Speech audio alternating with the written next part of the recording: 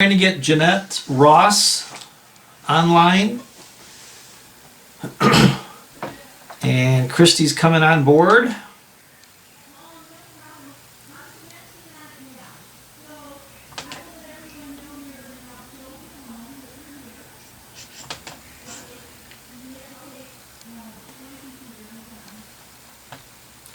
There we go. Hi. Hi. Hi. That's okay. I can't get Jeanette. There's an issue with her computer, but she's on my phone, so she's going to listen. Okay. Great. Okay, I'll turn the sound up. Can you hear him? Jeanette, can you hear Jim? Okay, I'm talking. Wait, talk to him. Okay, how about now? Okay, there's Melba. Yep. Hi. Okay, there's Wilbur. Okay, and Jeanette is in the box. She's Okay. on the phone. Okay. And Jeanette can hear everybody? Yeah, Jeanette can hear everybody. Okay. Good. Sounds perfect. And Talia just walked in the room, so if I pick up Talia and if you see a cat's tail back and forth, that's Talia.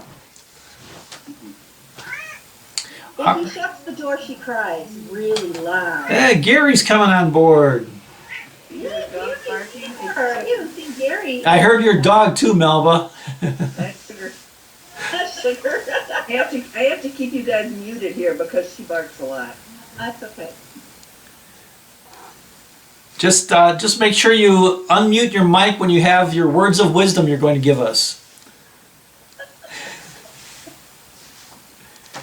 All right, Gary is on board. His camera is, let's see, I'll ask him to start his video. Jeanette, if you hear bells, it's Wilbur and Barb's bells. There's Gary. Gary, I think your camera is below a shelf. Correct. Okay. I got a piece of wood block and the screen is too big to fit outside of it. Okay. You can only see my mouth. Okay. Well, we were so excited that you signed on. We were going to be able to see you. Well, pardon me. Yeah. He's probably having a bad hair day, so he just doesn't want to be seen. My teeth are in though. Well, I already told Melba that I can fix her hair problem. I can fix everybody's hair problem. I'll show you how to solve the problem. No. All right. This is Jeanette. She can't get on, but she says hi. Hi, Jeanette. Hi, Jeanette. All right, so we are in Deuteronomy chapters 10, 11, and 12. And usually what happens in Bible study, I go through a couple commentaries to understand the things I don't understand. And then I read through the chapters and things that confuse me or things that I want to know more about. That's why I dive in. So that's why we have two supplements this week. We have about kosher food, and we also have about blood, because we've heard about not eating blood before from sacrifices, and I thought we should dive a little bit deeper in that. So that's why we have the supplements. And the laws that we get in Deuteronomy 10, 11, and 12 this week, they still exist today.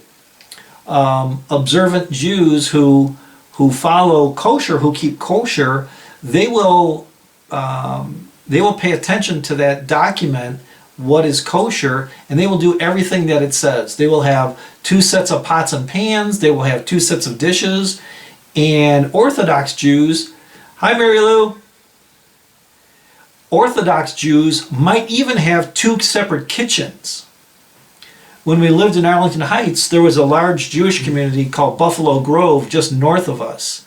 And we had a lot of Jewish friends, and the richer ones actually had 2 kitchens so they could keep their food separate. And since they weren't allowed to work on the Sabbath, their ovens had like a little heating element off to the side. So they would make their food on Thursday night or Friday early and then put it in the heating area of the oven so they could have food. So that's why we have those two sections. So Deuteronomy chapter 10. So Moses is talking and he says, "At that time the Lord said to me, chisel out 2 stone tablets like the first ones and come up to me on the mountain."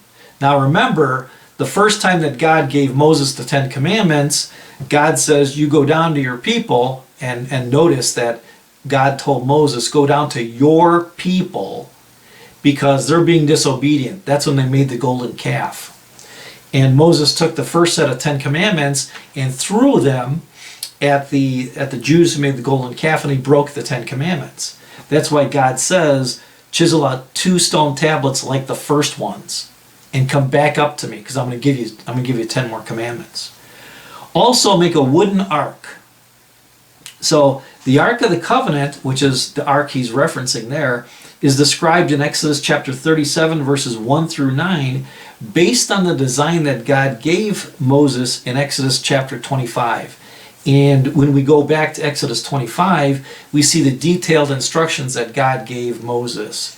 And for those of us who were in Bible 101 for Exodus, we know they were very detailed, and the ark was always made to be portable. Because when God said, it's time for us to move, they had to pick up the ark with the 2 poles that were never taken out of the ark and haul it off and go wherever God said. And the ark took up permanent residence in Jerusalem when King David brought it to Jerusalem in 2 Samuel. Because remember, King David wanted to build God a temple. And God says, no, I've never asked you for a temple.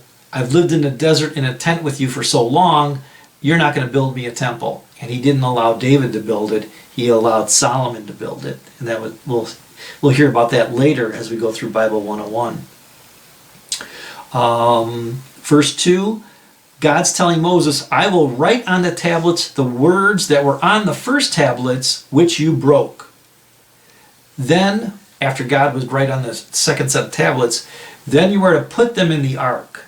And the 10 Commandments were still in the ark 500 years later when Solomon finally put the ark in the temple in Jerusalem.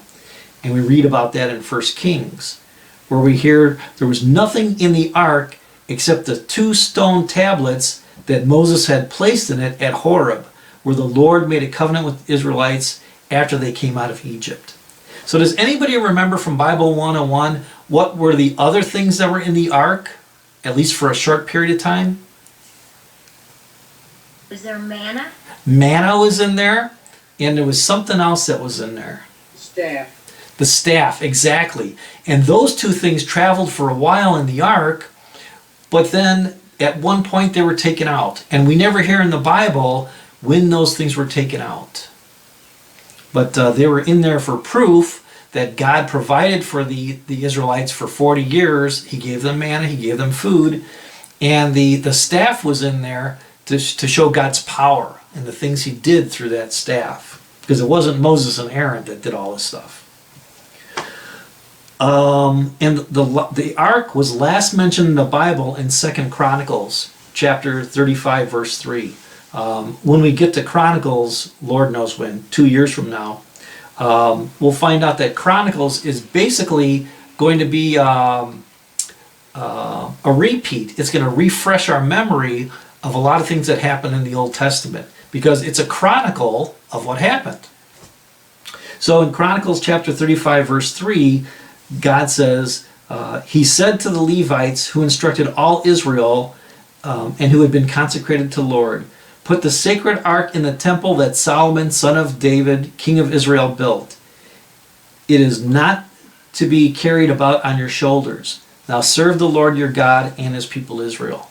So here in Chronicles, God is telling the Israelites, we're no longer going to travel. We are where we're supposed to be. We will be here forever, and this is where the ark should be. But then the ark disappeared.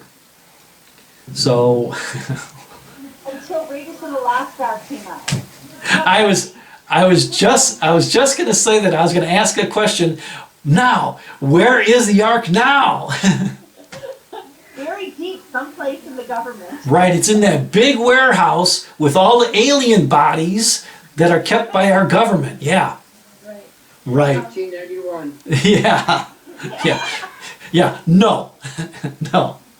Yeah, Raiders of the Lost. Where is the ark? Nobody knows. It just like I said, Second Chronicles is the last mention.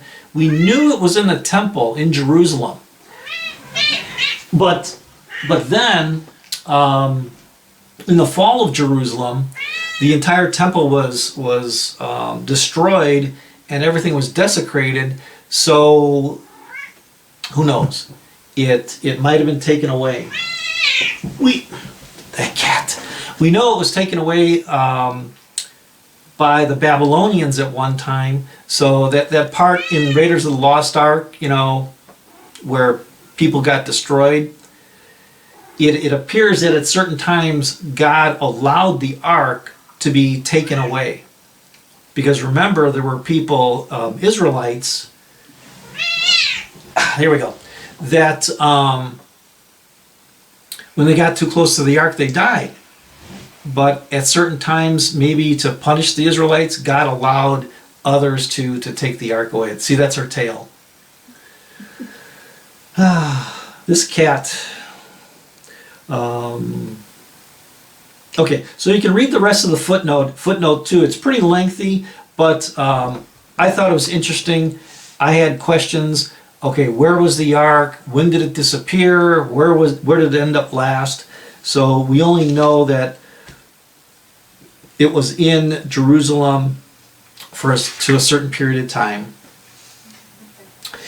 And as we go through Deuteronomy 10 and 11, we're going to get some more rehashing. And then Deuteronomy 12, that's where we start getting the 10 Commandments. Okay, so starting in verse 12.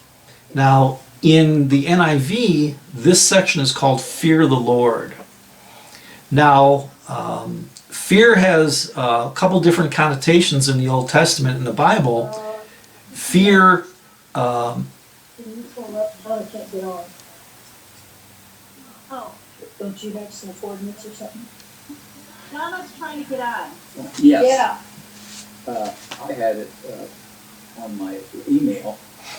Yeah, How's it going? Can you hear everything? okay. Perfect. About Raiders of the Lost Ark, the whole thing. Okay, good, yeah. Okay, I'm going to take You can't even get in, huh? I'm going to take a second and I'm going to re-invite Donna Joe, so hold on for 1 second. Okay, Okay. uh, You're trying to... Pastor's going Jim, to send you an. Rich is trying to get in too. Okay, I'll send him another invite also. So he's, We're getting full. Oh, here we go. so They just popped up. you want, and, well, I would say stay tuned to your. Okay, You clicked on. Donna Joe just came in. Okay, you got it. Okay. We got Donna Joe and Rich Okay. Wilbur. Perfect. Excellent. Yeah. And I have Jeanette Ross for everybody who, she can't get on, so she's here. Excellent. Good, good, good. Okay, so we're in verse 12 now of chapter 10, where it talks about how the Israelites should view God and how they should deal with God. So in the NIV, the section is called Fear the Lord. Now, in the Old Testament, fear means a couple things. Not only fear and trembling, but also awe, that the power of God, that this is how they should be so amazed at the things that God does, is they should almost be fearful of him because of the power that he has. Of course, he could just wipe us out at a moment's notice. So it's more awe than when we think of fear and trembling. And now, Israel, what does the Lord your God ask of you? So what you're saying is the Baptist fire and brimstone is not fear? Well, and it's not that fire and brimstone is a bad thing, because a lot of times Baptist preachers are trying to convince people of the severity of their sin. You know, and in that case, you know, we should have more of that maybe. Because Start hollering in that pulpit. yeah, I take a little bit different tack. Yeah, I think you could pound a little bit. No, not since faith up on the hill. So anyway, back. I digress. So in verse 12, what does the Lord ask of you? So it's amazing that this section is called Fear the Lord when love is mentioned more often than fear in this section. Love is mentioned 4 times in the NIV, and fear is only mentioned twice. So like I said, fear in this case is more of awe of God's power than trembling and terror. This section talks a lot about God's caring for his people and foreigners. It talks about God's love Barb and Wilbur's clock. for people. Okay. No, that's all. Jeanette's laughing because she hears your clocks, Barb. I know. We could stop them all, but it's kind of a lot of, busy. Yeah, that's okay. That would be a hassle. Here's some more. So who's calling me a cuckoo? Yeah, we're calling you a cuckoo, Rich. No. Why would you quit? Yeah. So when we look at the 10 Commandments, the 10 Commandments are more about God caring for his people for their welfare than giving them restrictive laws. When we read the 10 Commandments, of course the first 3 are all about loving God. Then the 4th one is take a break, take a Sabbath once a week. And then the other commands are how people should love each other and get along. So we should never look at the 10 Commandments as restrictions, but as ways to get along with God and his people. Let's see. Deuteronomy verse 12 and 13. And this is all that God asks of us when we read these 2 verses. Fear the Lord your God, hold him in awe, walk in obedience to him, follow what he tells us to do, follow his commandments, love him, and serve the Lord your God with all your heart and with all your soul, and observe the Lord's commands and decrees. And that's what the Lord asks of us. This is a nice little summary of not only the 10 Commandments, but all of God's laws, and pretty much the whole Old Testament. If we just paid attention to verses 12 and 13, I think we'd go pretty far in life. Okay, we good so far? Yeah. Okay. Verse 17. For the Lord your God is God of gods and Lord of lords.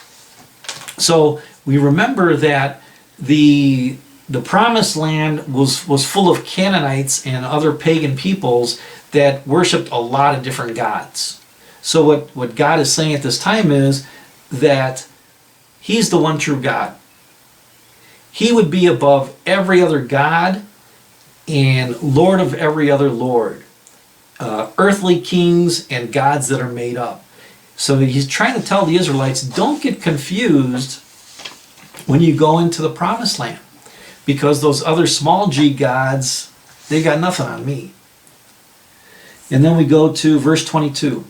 And God and Moses are refreshing their memory, because remember, the first generation died in the desert. This is the second generation. So he says, your ancestors who went down into Egypt were 70 in all. And now the Lord your God has made you as numerous as the stars in the sky. So 70 people, 70 Israelites went down to Egypt. And remember, they went there because they were starving, because of the drought in the land.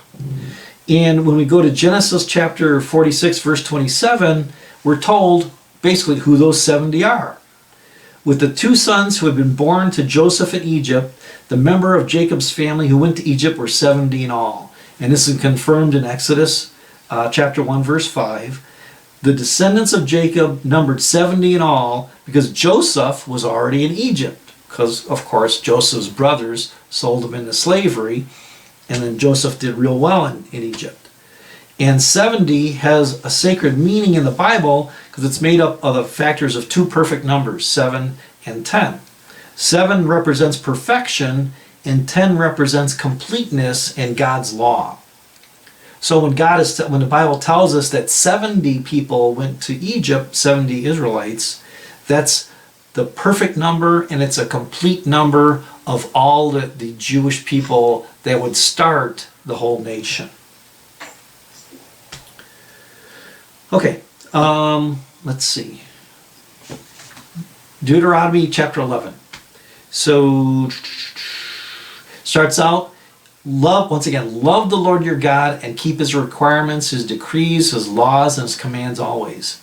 Remember today that your children were not the ones who saw and experienced the discipline of the Lord your God, his majesty, his mighty hand, and outstretched arms. So here Moses is telling the second generation, you guys didn't see everything that God did for the first generation.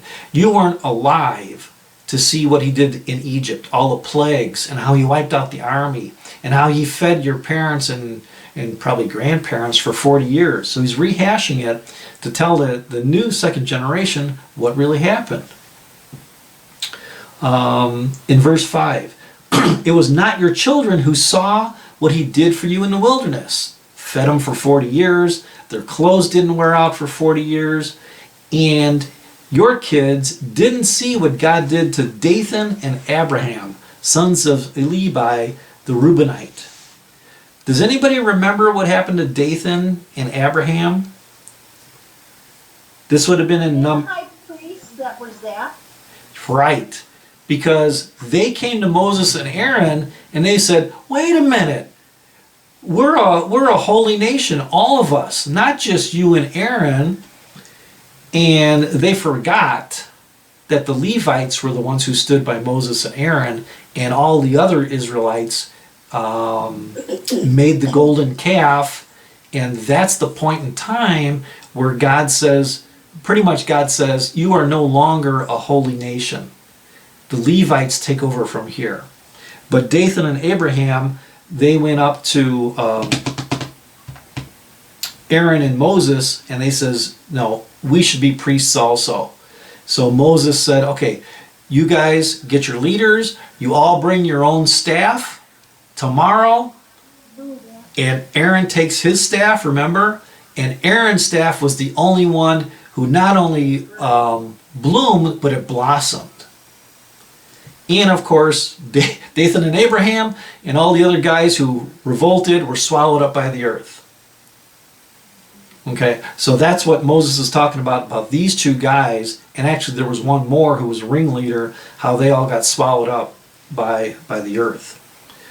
But it was your own eyes that saw all these great things the Lord has done. So Moses there is kind of referencing the first generation who's not there anymore, except for Joshua and Caleb and Moses. That your eyes saw what God did, but your kids did not. Okay.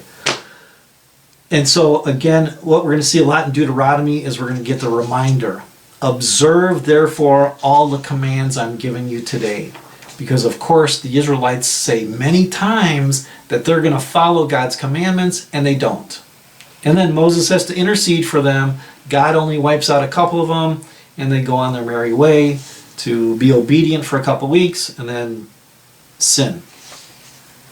Okay, so here's an interesting thing. In verse 10, God tells them, the land you are entering to take over is not like the land of Egypt, from where you came, where you planted your seed and irrigated it by foot as in a vegetable garden. So what do you think God is talking about here, irrigated by foot?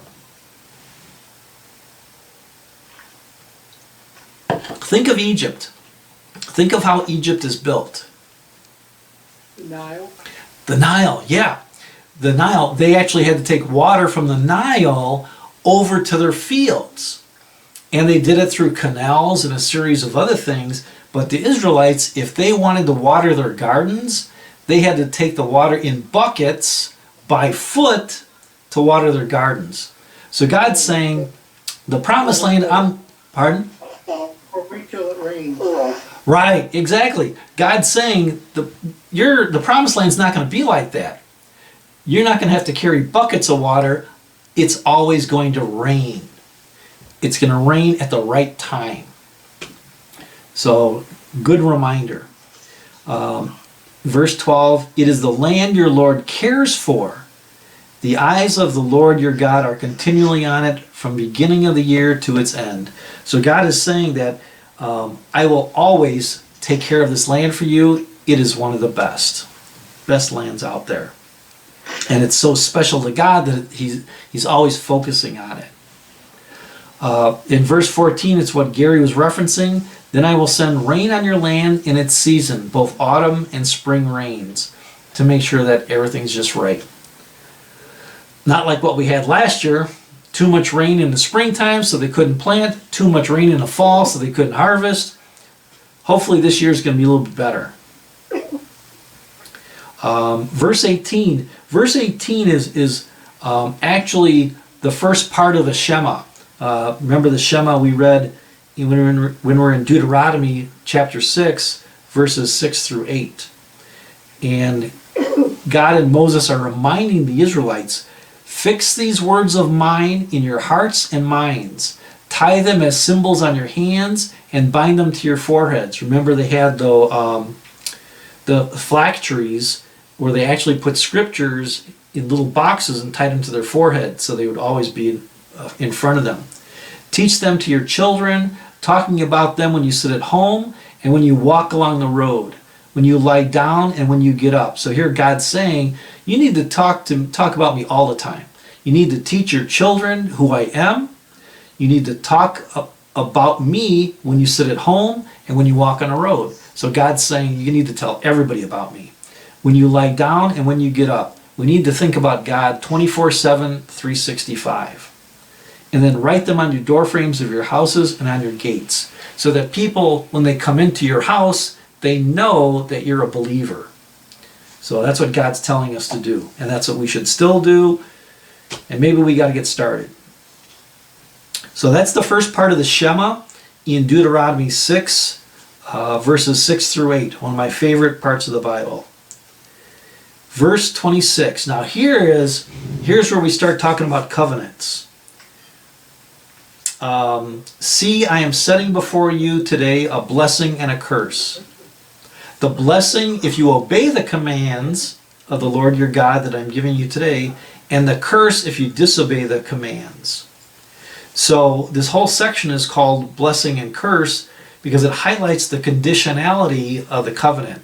Remember, I think it was last week, we had a supplementary document called Covenants.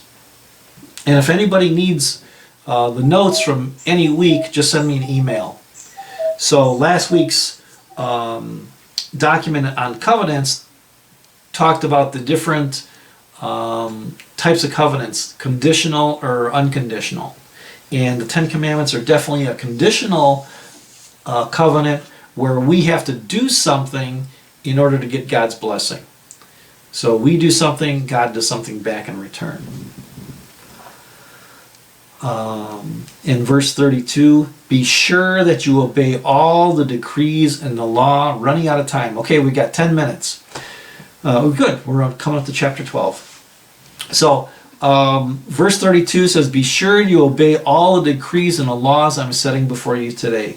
We're going to get this reminder over and over again.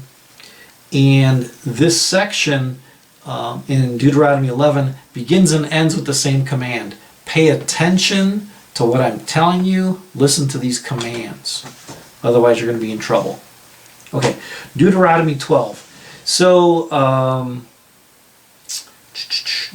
Deuteronomy 12 begins a very detailed discussion of the Ten Commandments. And I'll let you read footnote 17. It breaks out how each of the commandments is in a pretty large section of Deuteronomy. So we're going to get into these commandments in detail.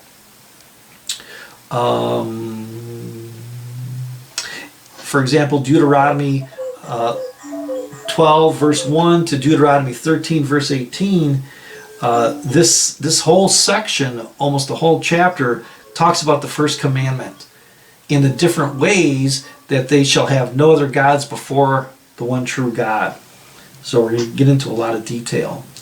And then we hear that when the Israelites get into the promised land, they have to destroy the altars of the pagan gods completely, so that they would have no questions. They wouldn't worry about how the other god acted, how they worshiped. They shouldn't even think about it. Just destroy them and walk away, forget about it. Verse 4, you are not to worship the Lord your God in their way. Remember, a lot of what God did was to set the Israelites apart from other people. The food they ate, the way they worshiped, the way they sacrificed, the way they dressed, everything was to set the Israelites apart from the pagans. So once again, he's saying, you can't even worship me the way they worship their God. And God is going to choose the place where they're going to worship. The pagans, they set up idols wherever they wanted to.